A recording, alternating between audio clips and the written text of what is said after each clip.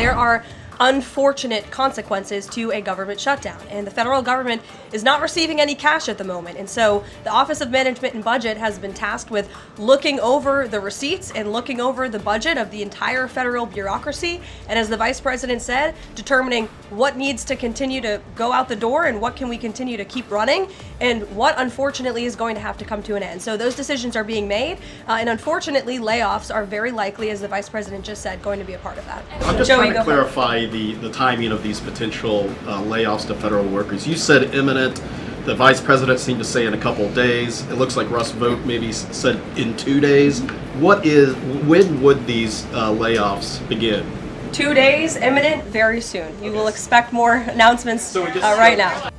The President talked about doing things that he said were irreversible during the shutdown, cutting vast numbers of people, he said, and cutting programs. Can you specify what exactly he was referring to, what's on the table, and what's going to be cut? Look, I think the Vice President just referred to this in some of the answers that he gave regarding the layoffs. There are unfortunate consequences to a government shutdown, and the federal government is not receiving any cash at the moment. And so the Office of Management and Budget has been tasked with looking over the receipts and looking over the budget of the entire federal bureaucracy, and as the Vice President said, determining what needs to continue to go out the door and what can we continue to keep running, and what unfortunately is going to have to come to an end. So those decisions are being made, and unfortunately layoffs are very likely, as the Vice President just said, going to be a part of that. When we're talking a lot about these layoffs and hypotheticals, but Speaker Johnson earlier today said that there is a proposal from the White House that House Republicans are expected to hear this afternoon about these mass layoffs.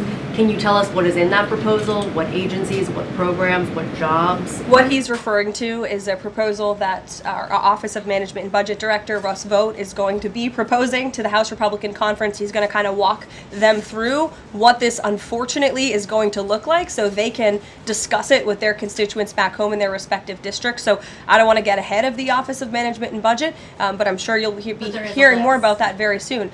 Look, we have to put a plan in place. It would be irresponsible of us not to take a look at each and every agency and get an understanding of what we're going to have to do moving forward to do the best we can in the midst of this government shutdown. Thanks, Caroline. Just on that point, though, Russ Vought told House members, according to our notice recording, that RIFs would happen in 2 days. Already, we know that some have been sitting out from the U.S. Patent Office.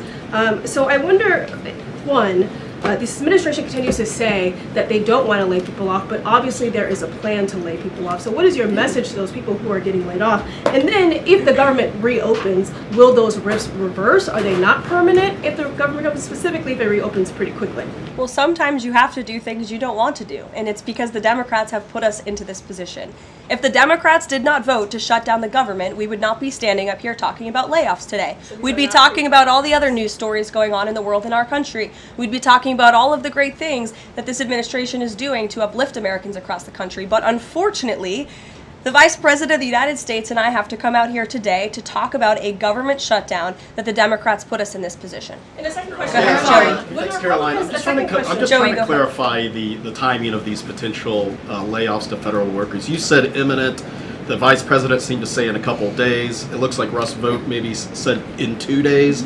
When would these layoffs begin?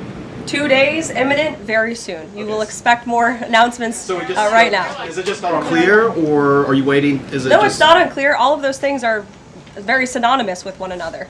These RIFs are unfortunately going to happen very soon. And it'll definitely Caroline, we've been talking about the Affordable Care Act, enhanced premium tax credits, and sort of the politics of it all, right? But this is a very real, tangible impact that American people will feel. The Kaiser Family Foundation says that with the ACA enhanced premium tax credits, without them, premiums will go up 114% on average.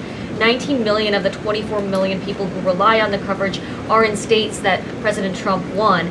Is he concerned what will happen to those families if this tax credit expires? And aside from the shutdown, is there a plan to keep those premiums down? Look, as the Vice President just said, we are more than happy to have this conversation. The President and the Vice President and this team are more than happy to have that conversation with Republicans and Democrats on Capitol Hill but it cannot happen right now. Right now, we need to reopen the United States federal government because people are going without pay. You have thousands of federal workers who have to show up to work and not get paid, and that's an unfortunate situation the Democrats have put us in. Then we can discuss this very important issue of healthcare that the president absolutely wants to fix. As I mentioned yesterday, he took...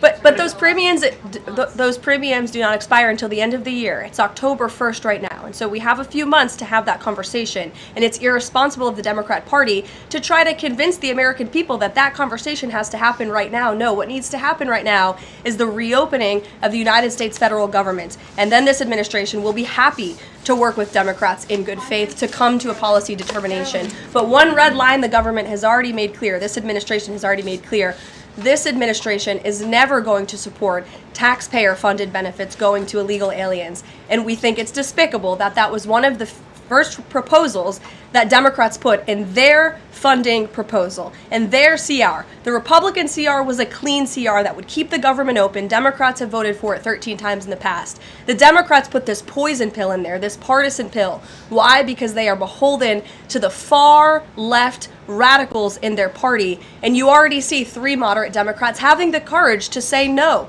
We need to keep the government open, and then we can have these conversations about health care. Mary. Thank you, Caroline. I just want to circle back to something the Vice President said about Ocasio-Cortez. I'm actually surprised it didn't come up sooner. So if Schumer is catering to the demands of Ocasio-Cortez, can you share whether the White House views this as cracks in Schumer's leadership, and would the Vice President be open to meeting with someone like her if she is assuming this role in the Democratic Party? I'll let the Vice President speak on that himself. I think that certainly Senator Schumer was not expecting 3 moderates to break with him last night. In fact, last night you heard Senator Schumer say he can't guarantee that he will be able to hold his caucus together. And so again, we encourage Democrats to have the courage to do the right thing, do what you have done 13 times previously, and vote for this clean continuing resolution to keep the government funded. As for what the Trump administration and President Trump is going to do, we'll continue to be very public that we want the government to be open, and as the Vice President said, we'll continue to work in good faith with anyone on Capitol Hill who wants to do right by the American people. Thank you all so much.